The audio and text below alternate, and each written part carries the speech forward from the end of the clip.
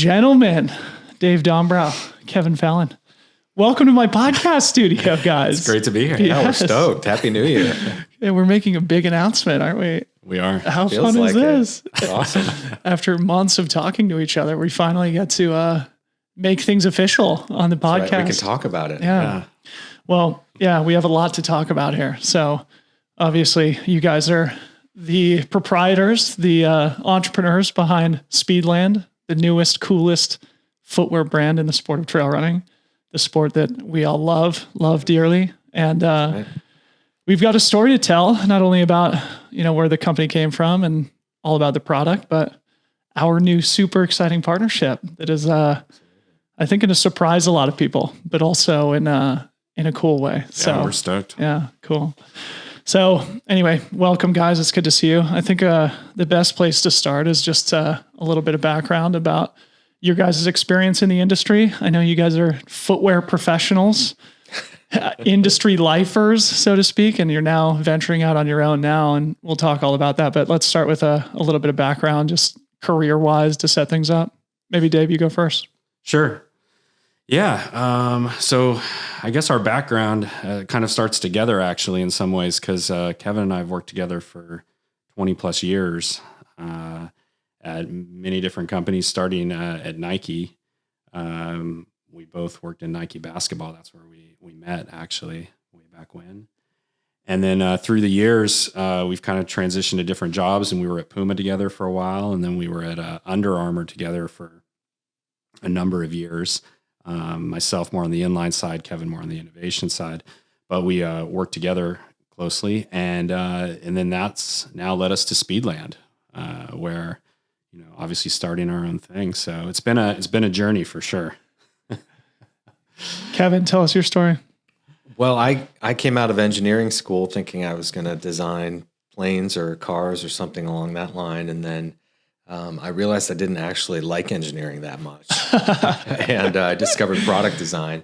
Rhode Island School of Design shared a campus with Brown. So I was introduced to the world of product design and fell in love with that. And went back to product design after engineering. And then out of design school, went right up to Nike.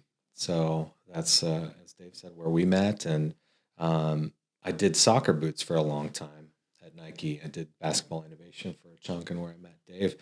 But that kind of carried me into Puma, where I moved to Germany to manage the design team and do soccer boots for Puma. And Dave was there in Boston, and so we learned to kind of work together across an ocean and coordinating design reviews and strategies and so on. So serendipitously, a good experience for us to kind of have had working in that manner.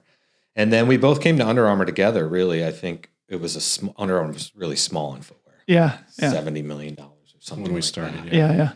Yeah. And so we saw it as an opportunity. Was that intentional? Like, did you guys, We did you plan coordinated that one. That one was intentional. Yeah. The one to Puma was not. Yeah, cool. We had a good friend, Gavin Ivester, who was consulting for Under Armour, and he talked to both of us kind of separately, and in the spirit of keeping things separate at that time. And Dave and I figured out that we were both talking to Gavin about Under Armour at the same time, but for different roles. And I think that gave us kind of confidence to go there. Yeah. Because of how small it was, and having a partnership across innovation and inline was pretty important for both of us. So that kind of led us to that 10-year run at Under Armour, which was great for the vast majority of it. And then it was time to do something else. And I think we both still love the industry, still love the business, and felt like we had more to offer. And our talks quickly led us to the outdoor space.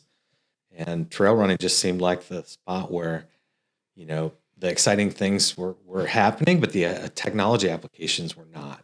Product. And that's where we saw the white space, and we just decided to go all in. Yes. The white space in trail running. Another thing we totally agree on. It's so crazy you guys have worked together for 20 years. I have to share a funny thing with you guys, because I just got off the phone with my wife, who is in Marin County with Kim and Topher Gaylord, our mutual friends. Yes. Your former colleague, Topher, at Under Armour. And they're wearing their Under Armour trail running shoes, the pink ones. the coral colored ones that my wife is completely obsessed with. And Okay. Topher's like, oh, that's a Dave Dobrow shoe. And so anyway, Is that the fat tire? yeah. Well, I'm not sure which one exactly. I don't want to. Yeah. One of the shoes. Yeah. But Yeah. it's funny because I just got off the phone and your name came up. So Well, yeah, they obviously send their best. Great people. Yeah, no doubt. And that, Topher's the one who sort of connected us as well. And he has nothing but glowing things to say about both you guys in terms of your skill sets and your experience. And it's so cool for me as somebody who's lived in this sport of trail running to see people see that white space also, because for Ryan and I, our producer who's sitting here in the studio with us, that's what we've been obsessed with too for more than a year now. It's just like, there is opportunity here to do something new, cool, innovative, futuristic. And that's why I think we've got so much alignment, you guys on the product side and us on the media side. And we're very excited to talk all about the partnership that we've developed, but because I think it's novel and holistic and really cool. And, but first, I don't know, just to talk more about the industry side of stuff, I've sort of gone into a deep dive, as I told you before we started recording, on the industry a little bit and some of like the designers and some of the other sort of innovative things that are happening in the space. And you guys have lived it for so long that now with the advent of like StockX, and I guess I just didn't understand how big sneaker culture is and the industry in general. Is there any like comments, like broad comments on the industry itself that you think is maybe misunderstood by the general public, just about footwear in general and design? Well, skeptics, I think, will say it's all marketing and all the foams are the same and there's no technology, buying down is smarter because why pay more? And I think that's been proven to be false. I mean, there is real technology and it's being applied in a way that really makes a difference in performance. So I think, that can be one of those things where people can convince themselves not to buy up because they don't think there's a difference, but there absolutely is. And that's, part of what underlies why we want to do what we do. And instead of making shoes like commodity product, we want to really make a crafted, beautiful, high performance product. Yeah. I guess I would say back to the white space and the trail comment is, there is some truth that most of the R&D in broader terms is put towards road running or maybe another category.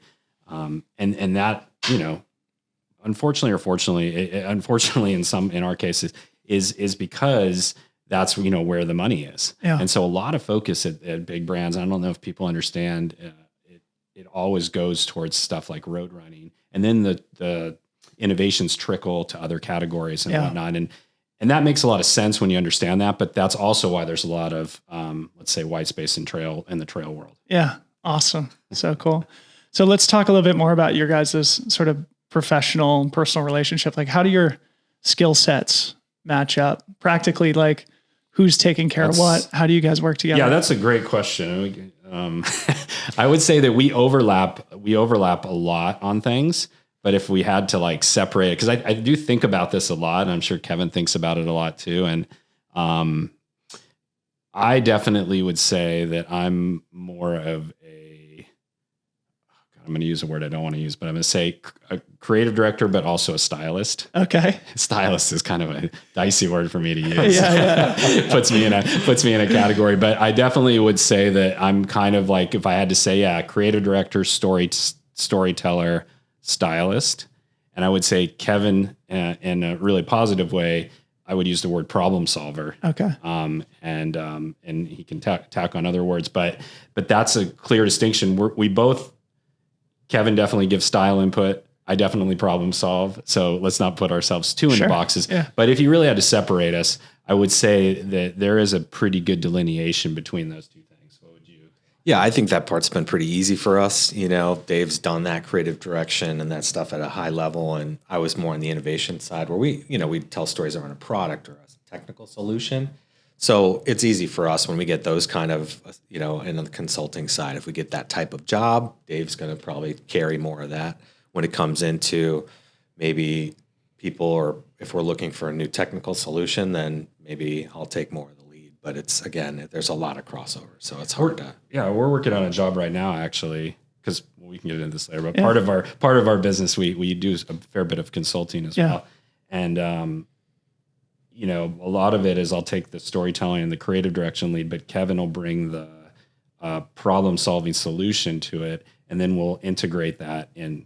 So it's kind of like we holistically work together, and we just kind of feed off each other. And, you know, the great part is the client doesn't honestly know where any of it comes from. Of course, yeah. Because it's just coming from Speedland and from us together.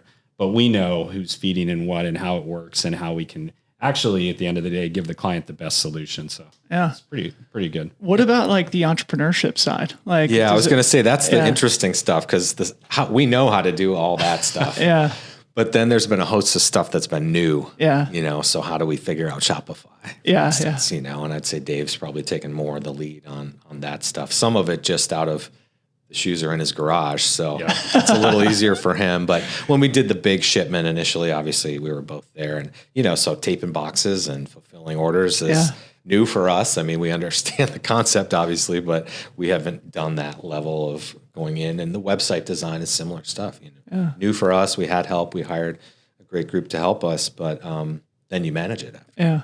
So you just get through that out. Yeah, you know. right. Yeah, You just kind of figure it out. And I'm sure Ryan is nodding his head over there right now. We would probably feel the exact same way. You don't know what's going to come up or what challenge you face, and you just know. I think that's probably the easy thing for both of us is we know that each of us are going to figure it out. Like, you know, one of us is going to take the lead, or we'll both dive in. We just know it'll get done. We had a well, it wasn't us, but Under Armour had a saying actually going back to that. It was called done, done, and done. It's just like this affirmation that you're just going to get it done, and it's not done until it's really done. You know? And I feel like that's kind of for entrepreneurship the same thing. It's like you just kind of have to get it done. Yeah. And you're just it's not done until it's done, until it's really done. Yeah. You know? And that's kind of how I feel like every day, honestly, with this ride is like, just we'll plug away, we'll get it done. We don't know everything. You're not too proud to do the tedious stuff. You're packing the boxes. Boxes. We do it all. And that's the attitude that, you know, certainly I resonate with as well. And I'm, you know, Ryan and I are sort of in the same boat, sort of learning the business side of things at the same time. We're also kind of a small team. And again, I think just, I think there's a bit of a power, right, in being a little naive, right, as well. Like, if you know everything. It's such a good point, isn't it? I mean, this is something I talk about all the time, specific to running, you know, because a lot of the times people will say, oh, it's their 100-mile debut, or they've never done this distance before. But oftentimes that can be a strength, that can be an advantage, because you don't necessarily know what the strategy is, or you don't necessarily know how hard it's going to be. So that's not weighing on you as much. So we had another quote. I mean, this is, again, bringing up a lot of Under Armour stuff.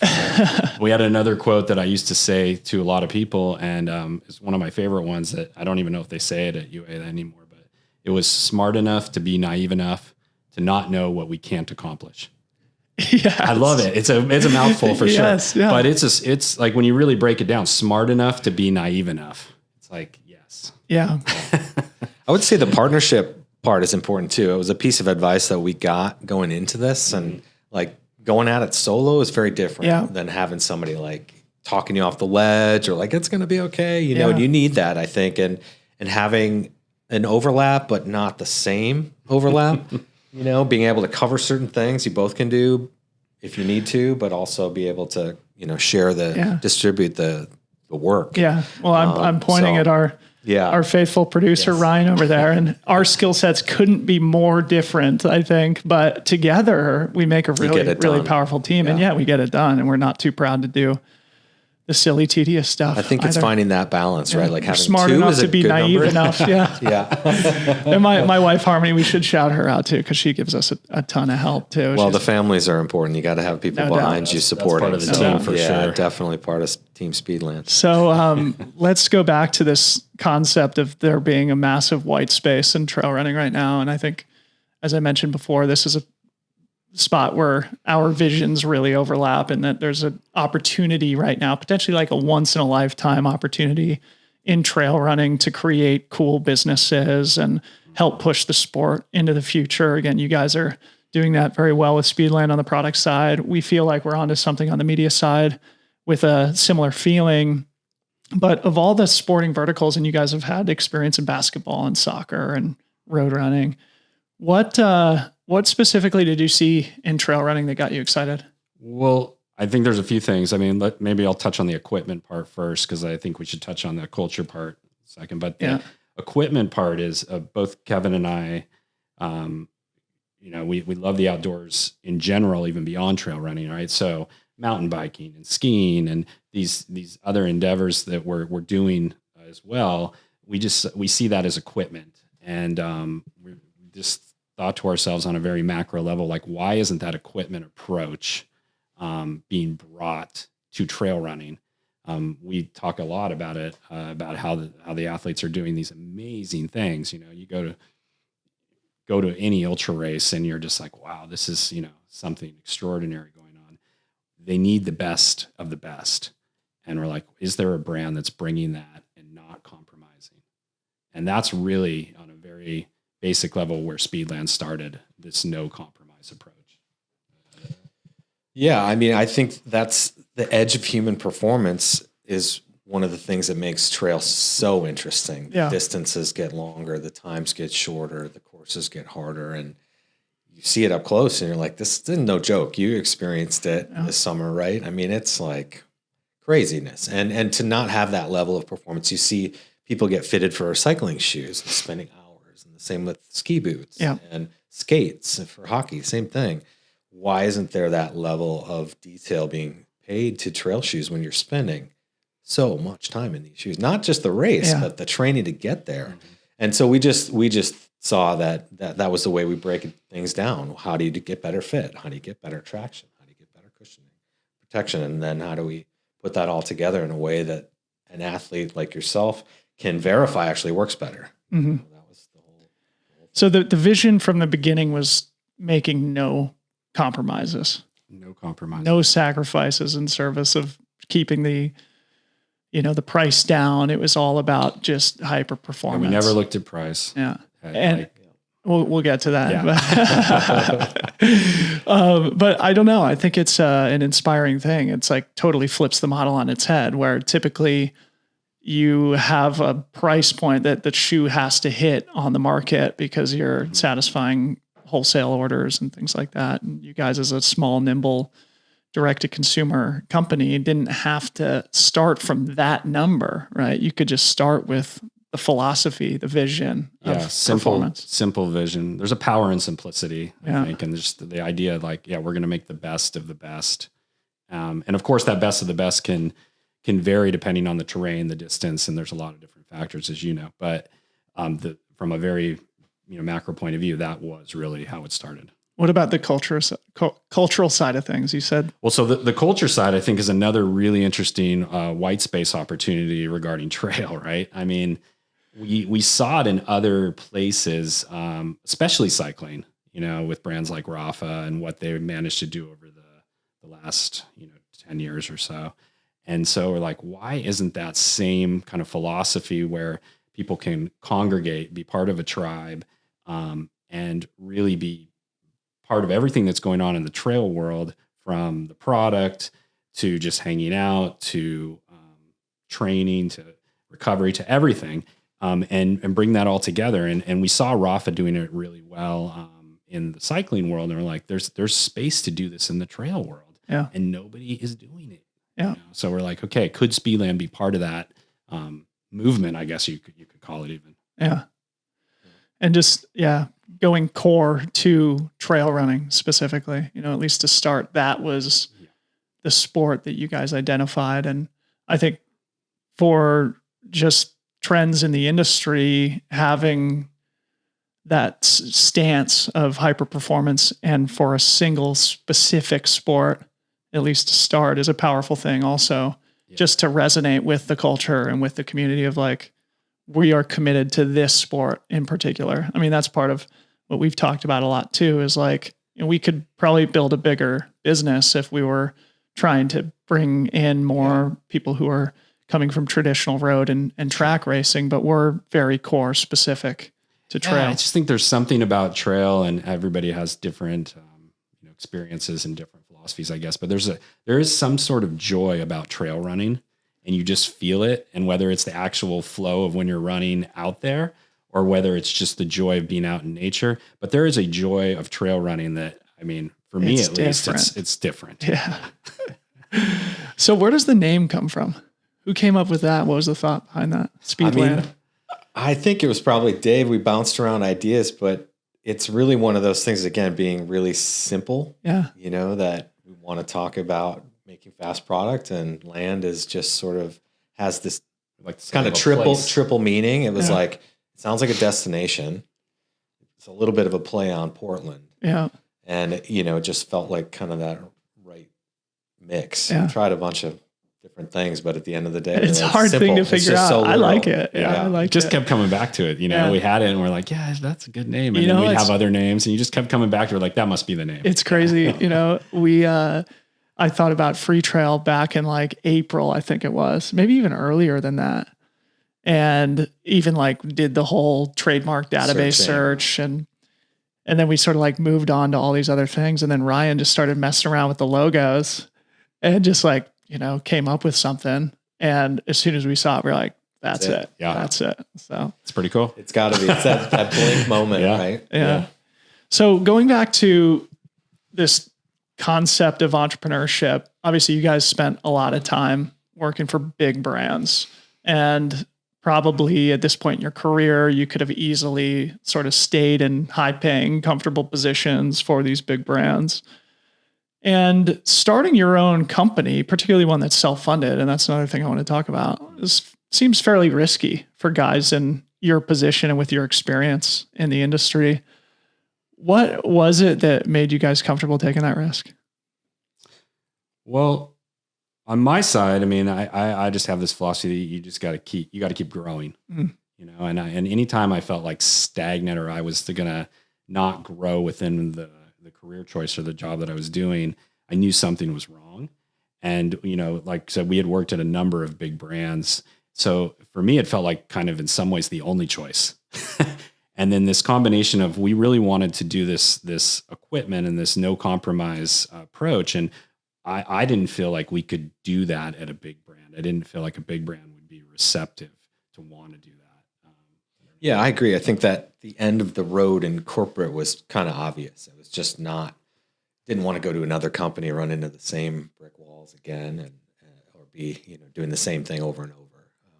And so it kind of came to the point of what would be next. My first intuition wasn't necessarily to start a footwear brand. That was, I think Dave pushed a little bit on that. I knew I wanted to get out and try something else, and an entrepreneurship type of thing seems risky on the one hand, and it is. But at the same time, as a parent too, my dad started a business when I was 10, and it was, while I didn't go into that business, it was still significant to me to see it and be around it, and I guess absorb that sort of mentality.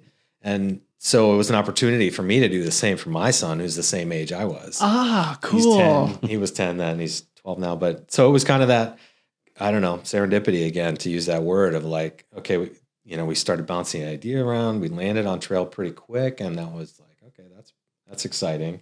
Now, how do we actually put it together and make it happen? So it was a leap of faith at the end of the day. You can make a business plan, you can run numbers all day, but we had no idea. You know, this was a new business model. This idea of a high, super premium, you know, almost $400 shoe. We had no comparison. And so at the end of the day, I think it was just that we saw it as a neat opportunity, and we had to find out.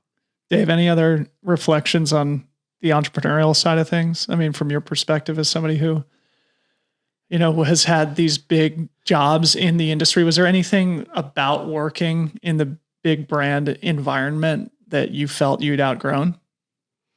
Well, it becomes very, I don't want to say this in discouraging, but it does become eventually, after you've been in it, the amount of years we've been in it, becomes very repetitive and methodical, right? Yeah. And in some ways that's great because you're repeating a process and you're making these incremental changes as seasons go on, you know, season after season.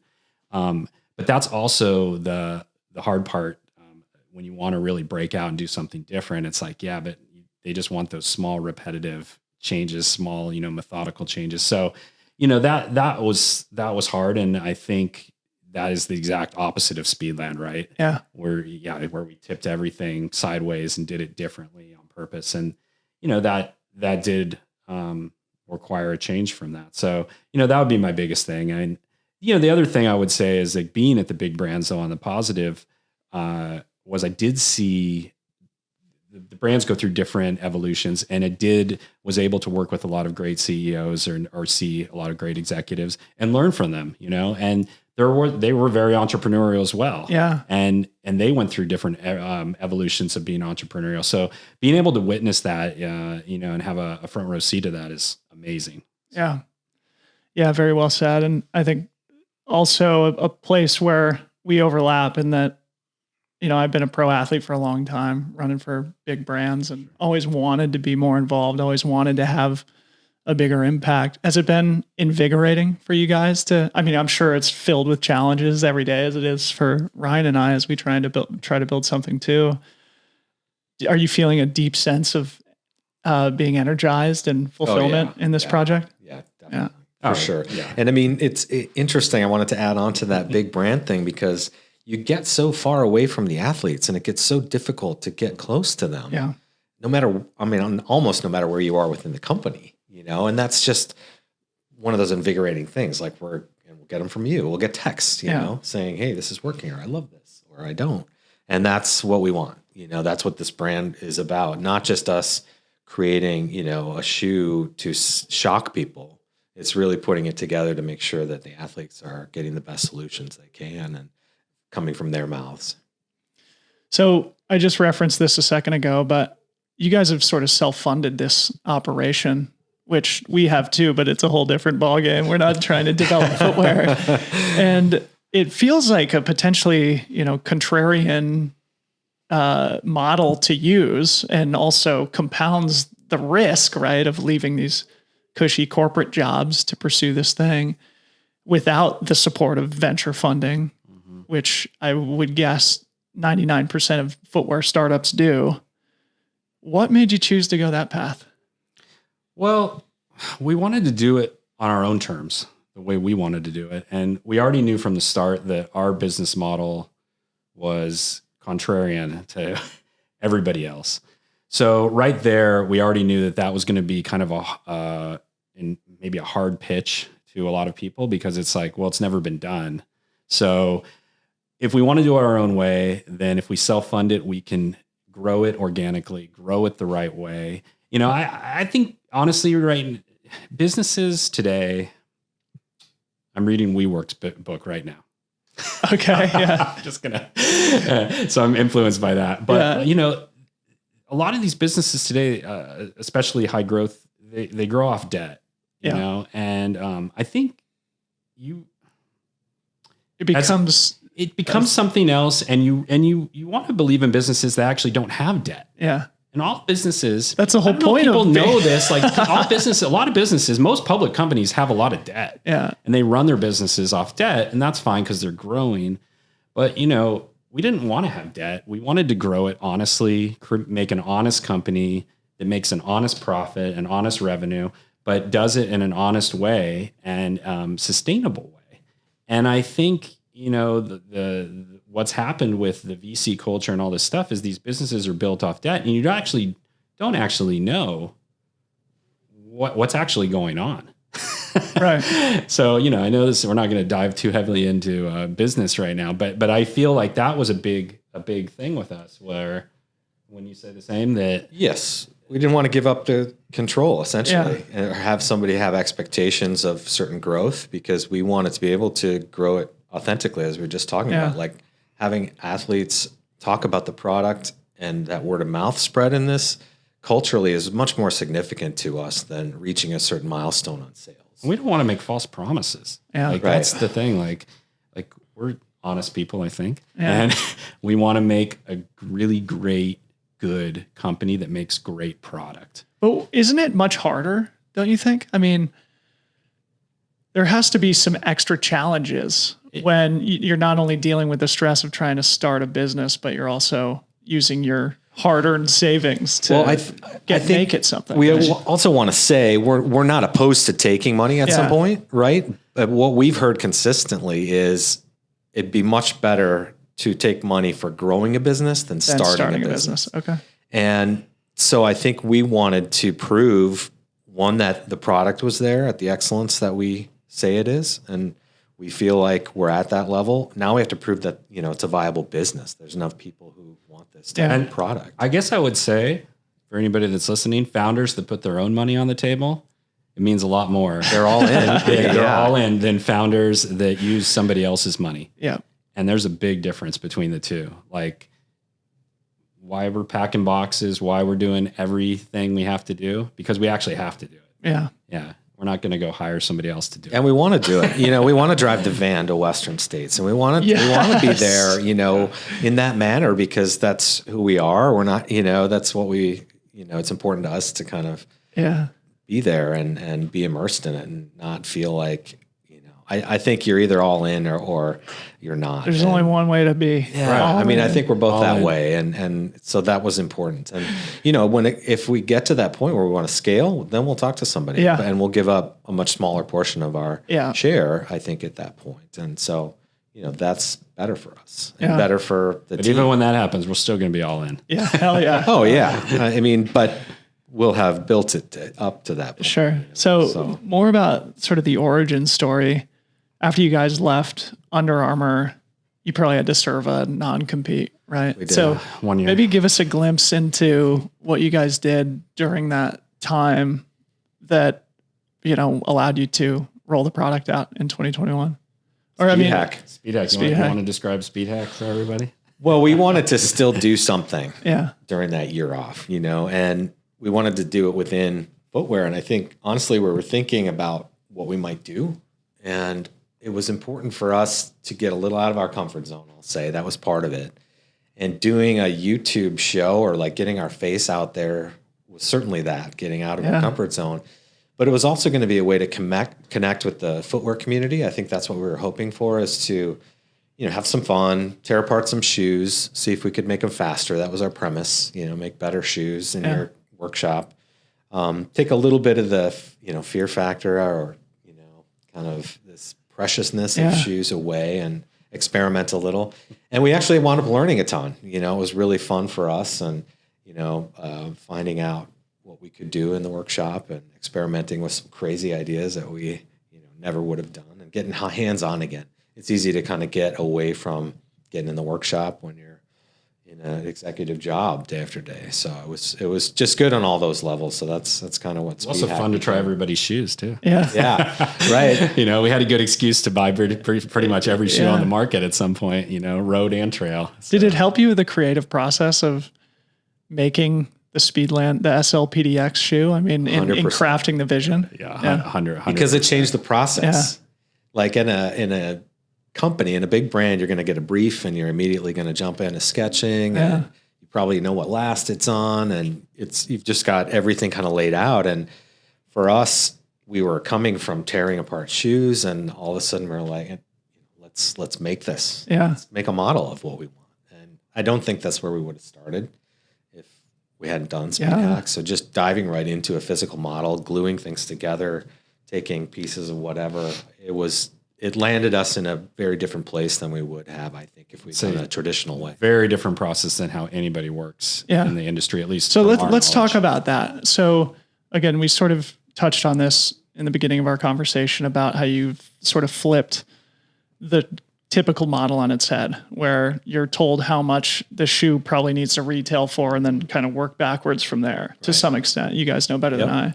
So I guess just explain to the listening audience, who's probably not experts on product development in the footwear industry specifically, how your approach is so radically different. Well, just like when you work at a big company or even a smaller company, you usually get a brief. The brief's going to have the what characteristics the shoe needs to have, but it also is going to have the FOB, which is basically the cost that you have to hit. Yeah. And so that's a starting point for a designer, and a designer will take that away and as Kevin said, sketch. And then it's based off a season. So it's either a fall, winter season, or it's a spring, summer season.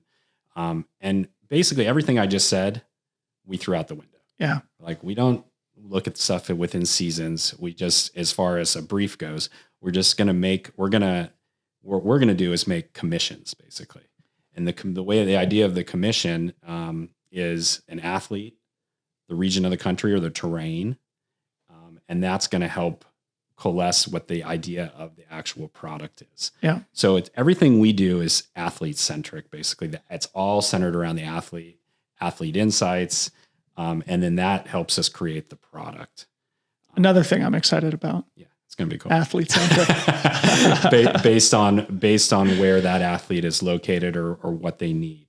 So it's a very different approach. It's a seasonless approach. Where did you get this idea? Because this is also totally novel, and maybe talk also about the fact that you've started with 1,200 pairs. And I think that's going to be something that you might apply going forward. And obviously that could probably change in the future as well, but talk about that stuff too. Okay. You want to touch on it? Sure. Yeah. I mean, the commission thing is, the commission thing is very different. And we borrowed that term from Singer Porsche. It's a shop in Southern California that reimagines the Porsche 911. It's at the highest level of everything they do. And everyone is built for a specific person in a particular place, and they call it a commission. So you can go on their website and see the Monaco commission. So if you're really into them, like when we talk, you can be like, yeah, did you see the Monaco commission? And in our head, we go right to an image of what that is. Yes. Or the Hong Kong commission. Oh yeah, that one. Yeah. It's pretty cool. And so each one's like super special, really individualized. We're not at that It's like level. a one of one, right? Yes. And we're kind of in the footwear world at that level. Yeah. Or that's what we're trying to do. You could never apply we're not at at model. We can't do the one-offs yet. But that idea of a smaller group of product that's created, that's very special and limited. Yeah. And when they're gone, they're gone. It's kind of an interesting spot right now because this is our first commission, our launch commission. Yeah. And I think that idea, people aren't thinking that way. I don't think they realize, like, when those are gone, they're gone. And then we keep moving on to the next one. We keep getting the question, right? Because we're sold out of some sizes, right? And so we're starting to get the questions every day now. When are you restocking the 13s? We're like, we're not restocking the 13s. The next commission will have 13s. Yeah. Right. But that also presents an opportunity to bring it back, in the future. Cool. It becomes almost a collector's item. Exactly. Yeah. You just made me want to ask something else. I mean, you mentioned Springer Porsche. Is that what it was? Singer Porsche. Yeah. What other sort of inspirations, maybe outside the world of running, helped you sort of evolve the concept of Speedland? Because I think this is something that is very interesting, and you two as creative people and designers and sort of product people at your core who are trying to solve problems probably look to other industries to find some inspiration to bring into your brand. Is there anything else aside from the Porsche example? Singer really brought it to us from that idea of making a limited number of very special products, and that idea of a commission we felt was a chance for us to show off how we could customize the product. Where we can say, okay, for this region, we're going to do this with the product. In this region, we're going to trim the lugs this way and do this with the plate. So to kind of bring the product to life in that way is something completely different. So let's see, I lost my train of thought. Any other inspirations? Other inspirations. Yeah. I mean, I think it's hard for us to, narrow that down because we look at cars all the time. From a business model, I think we looked at like what Ferrari does. We use that reference in terms of they're not making lower end product and taking advantage of high volume to make some special stuff. They just make the special stuff. Yeah. And it's in demand and they're profitable. McLaren is similar. So I think we look at those from a business perspective. So you guys are both car guys too, huh? We're both car guys. Yeah, I'd say that. Yeah. But equipment, the same thing. Like I look at bikes all the time. Yeah. Really inspired by the technologies that are applied there and the mountain bike space in particular. And that brought a lot into what we did with Speed Hack because we were hacking the tires and looking for the right traction. Yeah. That kind of led us to discover the cuttable lugs from Michelin. Yeah. The mountain bike tire application. So that kind of crossover, I think, all the time. I look at airplanes quite frequently still. Yeah. the aesthetic and the form and function going together is really inspirational. Yeah. I mean, I'm doing the same thing now on the media side. I've been just going down so many rabbit holes of different media companies from different sports and from outside of sports to try and come up with ideas or to ease my mind about certain challenges or to think about how to expand the business and find different streams of revenue and things like that. So I think it's really important and probably something that you guys didn't think about all that much until you sort of were forced into this sort of scrappy, creative, psychological mode that is entrepreneurship a little bit. Yeah. I would say too, on the product side, a lot of like the best solutions are like when you're looking at other industries and you're like cross-referencing, like the Michelin, the cuttable lugs, right? Yeah. That came straight from mountain bike tires that Michelin had. And so we were looking at mountain bike tires, not necessarily for cuttable lugs. We were just looking at mountain bike tires for inspiration. And then all of a sudden we're like, well, what are those? And like cuttable, well, they're tuning those for downhill races. Why has nobody ever tuned the traction of running shoes before? You know? So it's just like a simple question. And then you're like, it is novel though. Yeah. And then they're like, well, let's do it. Right. You know, like, and it's like that simple. And like, so but if we hadn't been looking at mountain bike tires, we wouldn't have made that connection. And that's honestly how it happens quite often when you're just looking at other things. You're not really trying to make the connection. You're just looking at stuff and then it just happens. You're like, okay. It's about being curious, you know, we're just trying to keep our eyes open for any of that stuff that, you know, we can apply in this space. Yeah. So let's address the elephant in the room. Kevin, you just used the word equipment. The SLPDX is $375, the most expensive trail shoe ever produced. I'm confident. Running shoe. Maybe the most somebody else expensive call it. Really? Yeah, I was like, Wow. well, I guess that might be true. I don't know. And, you know, obviously, as we've talked about, you are positioning this as a hyper performance product. And it absolutely is a hyper performance product as somebody who's had a few pairs myself. But you just use the word equipment. And one of the things that I think is brilliant that you guys are doing is sort of positioning it as equipment rather than just footwear. Do you want to expand on that concept for the audience? Sure. Yeah, we in our own lives, and we are inspired by equipment constantly. Yeah. And so we're always looking for that level that qualifies as equipment, you know, and I think in footwear, that's a new one. Like, what do you mean by equipment? Or what do you, and I think for us, it's one, the ability to tune that shoe for your performance. So taking the plate out, putting it back in. Which is so awesome. Which is, you know, so novel, awesome. something different. Yeah. And I'm glad you're enjoying that. And then I think a few of our athletes are. Based on the terrain, based on the type of run you're doing that day, take it out. And the plate, talk about the plate itself. I mean, and then the carbon itself isn't like a typical carbon. It's an asymmetric formula, patented formula from Carbitex that, and the way we're constructing it with no glue, it's not glued to the midsole, allows that asymmetry to really work well. Yeah. So as you're going over rocks, it can bend over those rocks pretty easily. It bends. Conform, And as then opposed to being rigid and levering you. And then when you're ready for toe off, there's a lot of energy there when you need it or when you're going fast enough to use it. So that is an example of that. I don't know, we think problem solving down to that level is what you find in equipment. Yeah. And I mean, I think the whole plate thing in the SLPDX is my favorite feature of the shoe. The fact that it's removable almost makes it feel like it's two shoes in one. And I think I've mentioned this to you guys, but my preference in footwear is usually sort of softer, more flexible footwear. And so it's really nice to be able to just take the plate out and go running in the SLPDX. And then on a day when I might be doing a workout or might be doing something more up tempo, put the plate back in. And then when you hit the gas, you can really feel it. And the two running experiences, both using the shoe with the plate and without, are totally different, but also totally enjoyable in their own ways. And so I think just an important thing to emphasize. And yeah, I'm sure that's great feedback. I mean, that's what's important to us, is to hear that from runners at your level. Yeah. And that's that. how we land on this equipment thing. I mean, we're not doing it to be cute or just as a marketing campaign. I mean, that's how we think about it. And, you know, when we hear it reflected back to us that it's used that way, it's a good validation that it's working.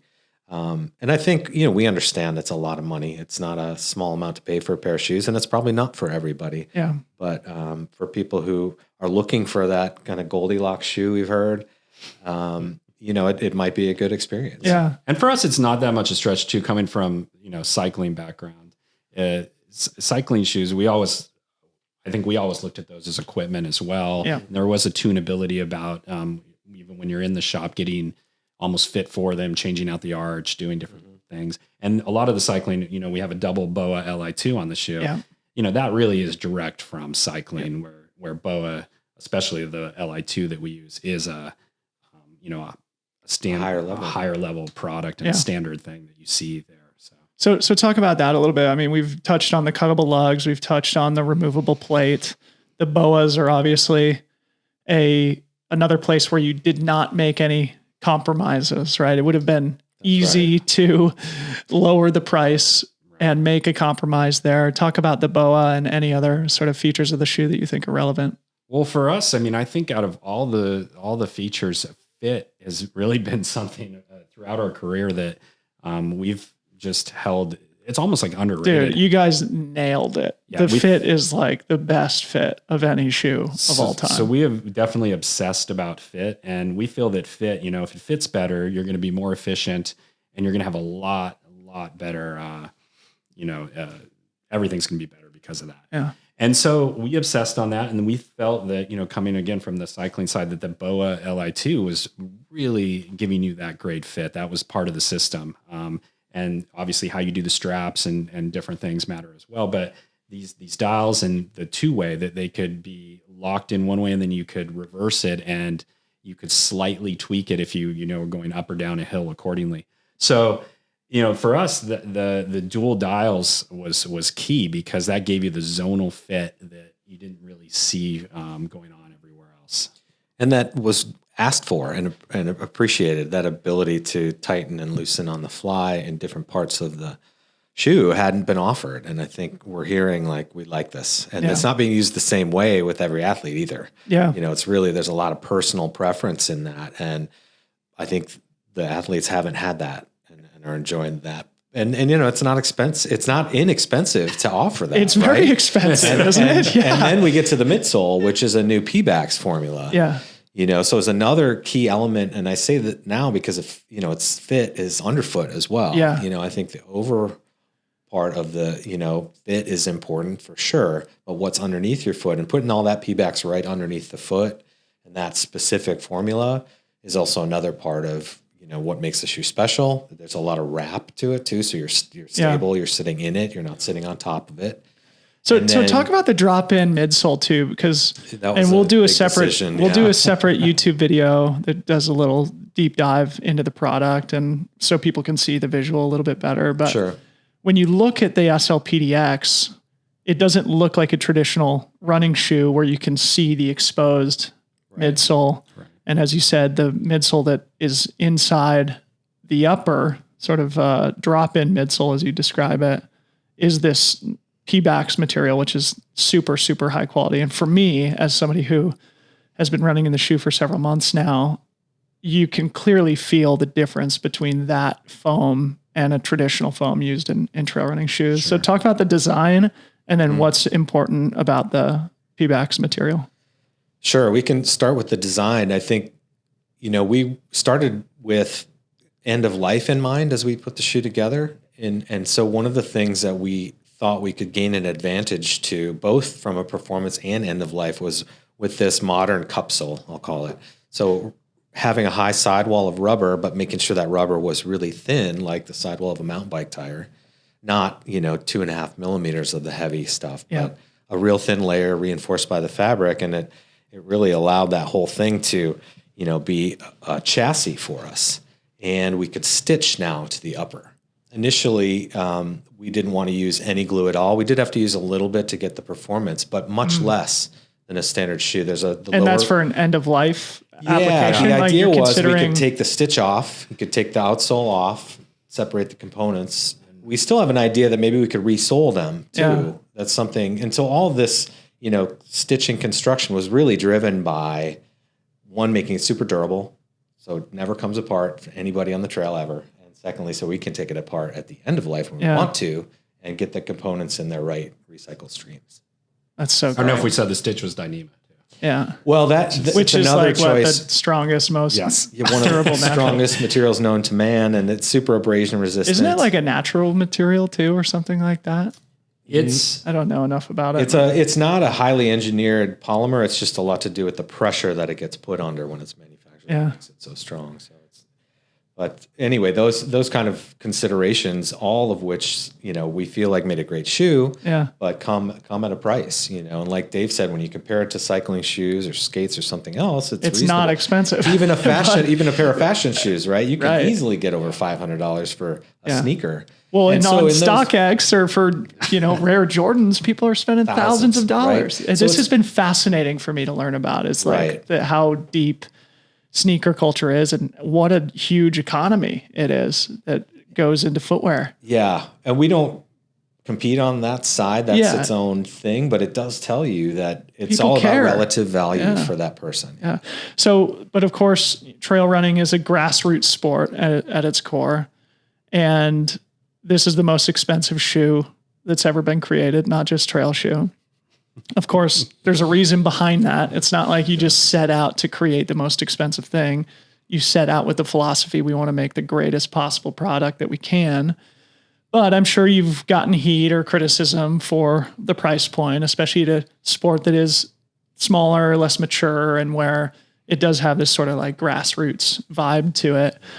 What do you say to those people who sort of maybe criticize, the price point in particular? Well, I mean, I think we say a few things. One, we say it costs what it costs because it actually costs that much for us to make it. Like that's the reality. When you partner with the best people around the world and you combine and aggregate those together And produce in small volumes. produce in small volumes, it costs what it costs. So that is what it is. But we also say, you can get a great trail running experience out of a lot of different shoes. Yeah. And we don't try to change that narrative in any way. And we say there could be a great $100 shoe for you out there. Yeah. There could be a great $150 shoe for out there. What we're doing is a little different, and we're giving a little different proposition to the runner. And it's not for everybody. And we don't say it's for everybody. Yeah. But it could very well be for a lot of people that want that equipment experience. And we're not apologetic about it. Like we're very honest, and that's kind of, it is what it is. And I think that's how it should be. Not everything, has to be, You got to stand for something, right? yeah. That's exactly. the key thing. If we couldn't come into the space and go up against a $100 product, I mean, we wouldn't differentiate ourselves and we wouldn't bring anything new. Yeah. It's something that we learned the hard way too. Just sort of like with our training app, right? The whole initial vision was like, oh, it's going to be running, yoga, and meditation. And it was just became very clear, like, no, like this is the sport we care about. This is what we know about. This is the community that we want to serve. And we need to stand for that, right? We don't need to try and be something for everybody. So great brands have really strong point of views. Yeah. Right. And when the great brands start to lose their way, their strong point of view has lost their way as well. I think we can both point to examples like that in brands. I think we got that. That was more advice that we got going through this startup too, was, start niche. Yeah. If you try to do something that's too broad, You're not going to resonate. You don't attract the people. Yeah. So we've talked about the SL PDX. That's the shoe model that you can find on runspeedland.com. Beautiful, beautiful shoe. You guys have given me a sneak peek of other things coming down the pipeline. What can you share with the audience about the future of Speedland on a product side? Well, maybe we talk about the next commission coming. That's the SLHSV. Stands for HSV stands for Huntsville. And that's really, again, the commission model, like we talked about, is athlete times terrain region. And that is all centered around Liz Canty, who's an amazing ultra trail runner that, really has done a number of great races in the southeast region of the country. Huntsville is where she was located. But also, Cruel Jewel in Georgia, just different races everywhere. And so the commission is really centered around that. And, wet rock and limestone and, just obviously very different terrain and than what maybe you'd find in Portland, Oregon. Mm-hmm. So that is the SLHOSV that's coming, and you'll see some tweaks to the product that, are going to give you the best performance within that kind of, let's say, terrain mix. So where did you go from there? Yeah, she also wears a gaiter, so it's gaiter compatible. It's another little tweak. Love gaiters. Yeah, so We've talked about that. That's one of those things where some people love them and wear them a ton, and some people don't. She's a big believer, and you can see she's why like with doing those the terrain. Barkley and yes, stuff. Yeah, exactly. So that was her ask, and then of course the custom features. She didn't want it to be too pretty. She loves everything in black, so we kind of switched the colorway a bit that way. So it has a little green. Little green, yeah. We're keeping the brand green in there, but the Speedland green. Speedland green, yeah, exactly. you got it. Such a great color. Such a great color. So aside from the SLHSV, is there anything else you guys want to talk about on the product side? I mean, I think we could. Yeah, I mean, so You don't here's have to. no, we want to. We'll have I mean, you back on we the want program. to talk about you it. guys Why are not? welcome into the studio anytime. The process is interesting. We're partners now. Oh yeah, that's right. We are. We got to share. Yeah. Well, we set out to make the SL a really technical, capable product, and I think the feedback we've gotten is, it's done really well for people from marathon to 100K. Mm-hmm. For some athletes, maybe beyond that, they want a little more cushioning, and particularly in training too, putting in the miles, and so that's something that we're hearing and looking at, and how do we have a point of view in that more max cushioning space? Because again, we don't want to go in and just do the same thing that other brands are doing. We've learned a lot with the SL, and I think there's some things that we can carry over to a different type of product that would make it just as special. So that's the kind of stuff that we're looking into, but it's all driven by the feedback from our athletes. And, beyond that, there's plenty of other things we want to look at too. We just want to, kind of make sure we can make something special no matter what it is. Yeah. Yeah, I think on a macro point of view, if we can't do something that we think is better in some way, we don't need to be doing that product. Yeah. It's pretty much that simple. And that kind of gets back to, we don't need to make a lot of stuff. Yeah. And I think, it's easy to kind of say, well, packs and poles, and that's something, we may well look at someday. Yeah. I mean, it's not an easy thing, right? Because there's a lot of product out there, and there's, I'm sure, a lot of good designers trying to solve these problems of shifting and how to get enough compression without, kind of still being able to breathe, and, problems, they're challenging. And so when and if we do that, we want to make sure we're bringing something unique and that really does it differently and better. Yeah. What about, are you thinking about having a model that is a little bit more approachable on the price side of things? You guys and I have talked about this, about how you sort of are starting with the Tesla model with the Roadster, the SLPDX. There's no compromises whatsoever, but for sure you're reducing the total number of people that you're speaking to, the total audience of potential buyers, right? Sure. Yeah. And there's probably an opportunity to have something that is hyper performance or still a very high quality product at a slightly lower price point. I'm sure there's some people out there who are thinking longer term, the roadmap for Speedland, will there be something that's a little bit more approachable? As long as we can have a unique point of view and still keep the quality level high, I think for sure we'll expand that direction. But again, we are not going to make Me Too type product. Yeah. It's just not going to happen. And if that happens, I don't need to be part of this. Yeah.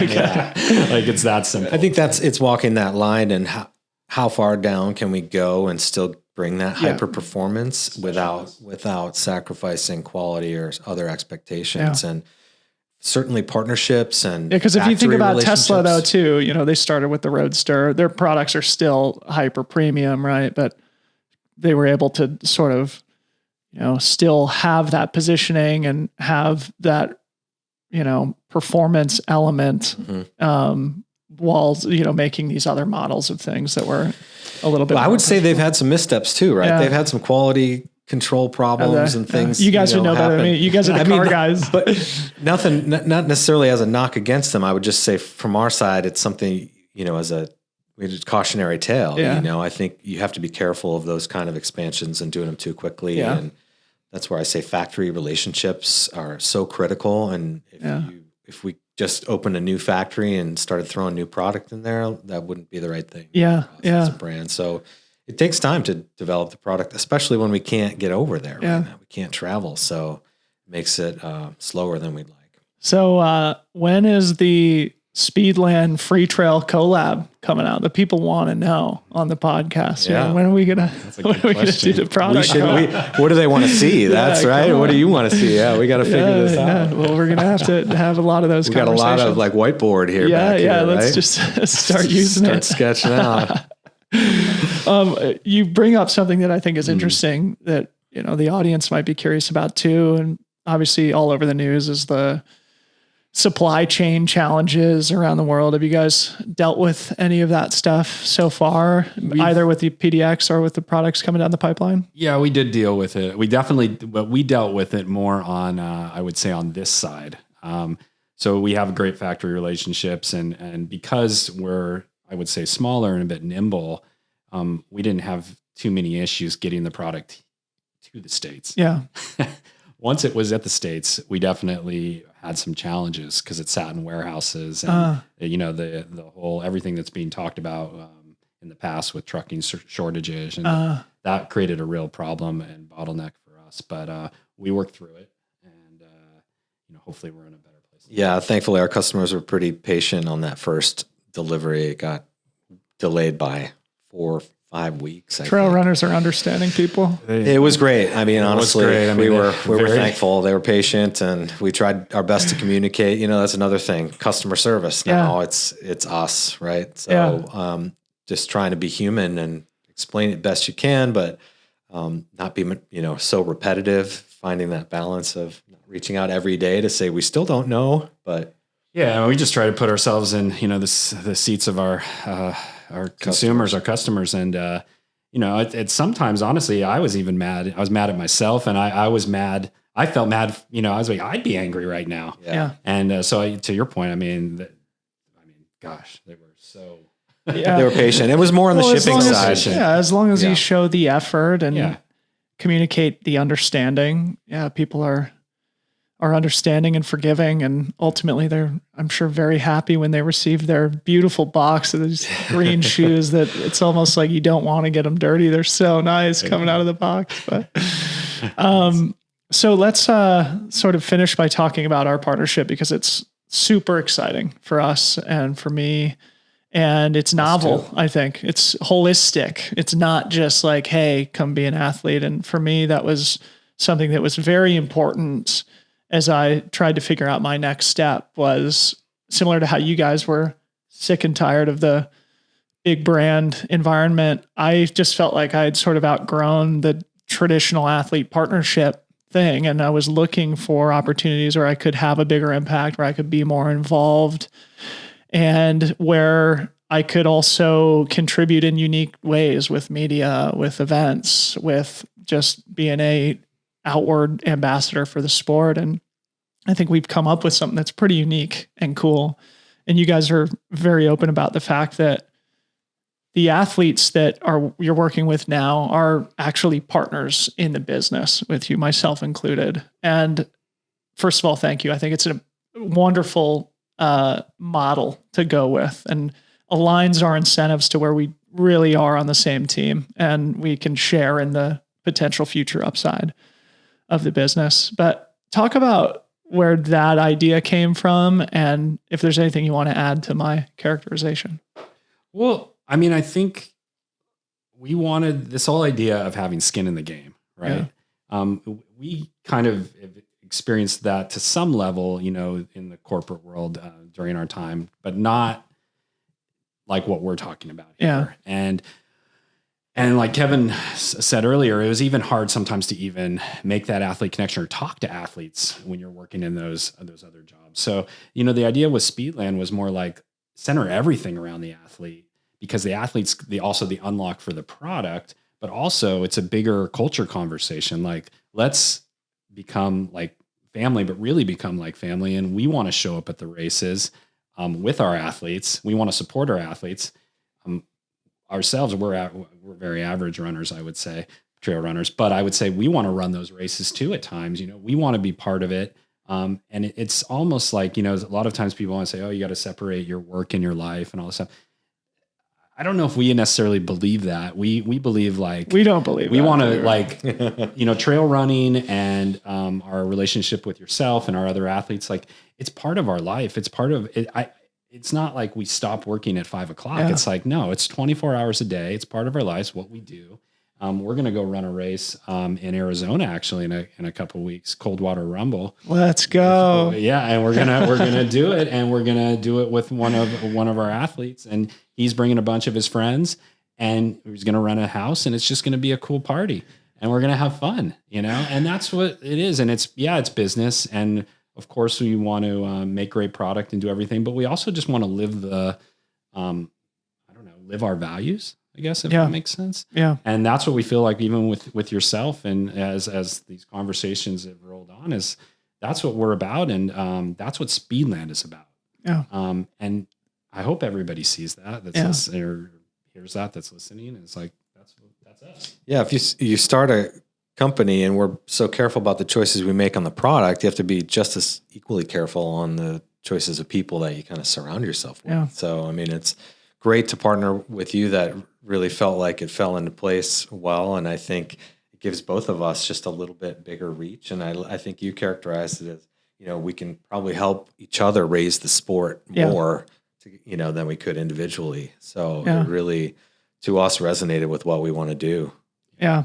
Yeah, I think there's such an overlap in our attitudes, in our outlook, in our feeling of potential and opportunity in the sport right now. And I guess we should sort of go into a little bit more detail about not only the fact that I'll be an athlete for you guys and hopefully compete at a high level and do the equipment proud on the race course and in training, but you're also going to be the title sponsor of this podcast. That's right. Yeah. And I guess we'll talk about that in a sec, but then also you guys are going to be sponsors of our race, the Gorge Waterfalls 50K and 100K. Just spectacular. And that's Portland. A classic example of it's so cool, right? It's so cool. I mean, dude, so this is really really for me to say, because I guess I just sort of mentioned it, but as I was thinking about my next partner and my next step in my career, it was really important for me to align myself with people who found value in what I do off the race course and outside of just being a pure athlete. And, just in time marches on for all of us. I'm going to be 36 in March, and I still feel like I can train and compete at a high level, but I feel like I can have this other different impact on the community that I love. And so it was really important for me to find a partner who recognized that I can still be a good athlete, but that I can do other cool stuff, and we can do cool stuff together, right? And that's part of the reason why I think we found so much alignment, because this wasn't something that I could just necessarily do with any brand. It's great that you guys are small and nimble and local and don't have layers of bureaucracy to sort of okay decisions. We can just have conversations of hey, can you guys sponsor the race? Sure. Yep. How much? This is what we need. Okay. Yep. We're in. Thank you so much. Well, and I think one thing that really appealed to us, or, all the conversations we've had, is that you always came back to, you want to further the sport. How does the sport progress? How can we make the sport progress in different ways? And that's part of the bigger culture conversation. And for us, that's a huge part of Speedland. I mean, the product is a huge part, but also how do we just further the sport? So, yeah. Super exciting. Yeah. And I think we're so aligned on that front. I think there's going to be a lot of fun opportunities to work together to further the sport. So I guess we can start winding down now, but any sort of final thoughts on, this new path that you guys are on? I mean, you've been working on this for a year and a half or 2 years, the challenges of entrepreneurship. And I think it's sort of the first time for both of you guys tackling something like that. It's first time for us too. Any other sort of final thoughts as it pertains to how far you guys have come in the last year and a half, and plans for the future? Well, I mean, I think we're thrilled to be here and certainly kicking off 2022 with this kind of news, this partnership, the race, and the kind of product lineup that we have. I mean, we're excited. I don't think I've ever been more excited in my professional career. It's scary at the same time, but that's part of the thrill. You know, we're learning new stuff every day, and you know, we're happy to be part of the community. And then 2022 looks amazing. Yeah. Well said. Well, I guess also I wanted to mention you guys are going to be the title sponsor of the podcast too. And it's so great because I tried to not take ads or monetize the podcast for a long time. And it was so important for me to find partners who really did believe in what we're doing and who I could authentically and genuinely promote. I don't have to go try and sell mattresses or whatever to my audience. And so I appreciate, and I'm sure Ryan does too, sitting here, our faithful producer and the MVP behind the scenes. We really do appreciate that you guys are willing to be our partner on the media side of things, and that you see the value that we're trying to put into the community, and that we can make this really cool, novel partnership out of it. Yeah, we're super excited after, you know, seeing your live streams over the summer and some of the, you know, hard work you were putting in too. It was a no-brainer. I mean, between the races and what you're doing, just a great partnership. Yeah. I'm excited.